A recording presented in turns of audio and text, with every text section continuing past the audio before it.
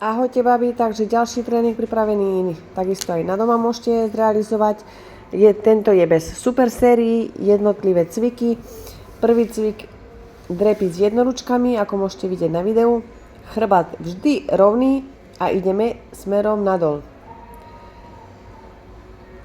6 sérií po 15 opakovaní.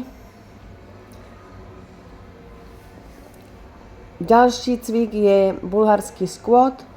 Opreme sa o lavičku jednou nohou a vlastne koleno ide smerom nadol. Druhá noha, koleno je v pozícii 90 stupňov.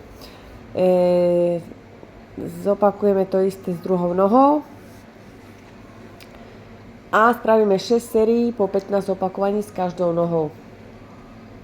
Sústredíme sa, chrbát rovný. Dýchame správne. Ďalší cvik sú skoky na lavičku.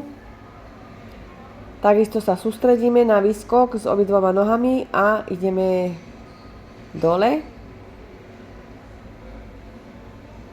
15 opakovaní, 6 sérií.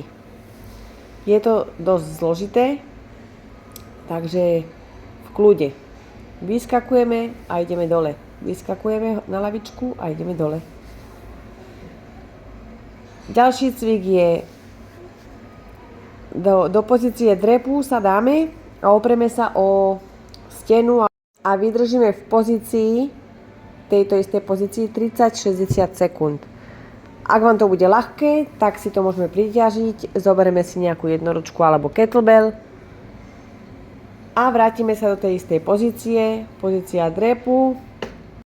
A vydržíme 30-60 sekúnd, so závažím.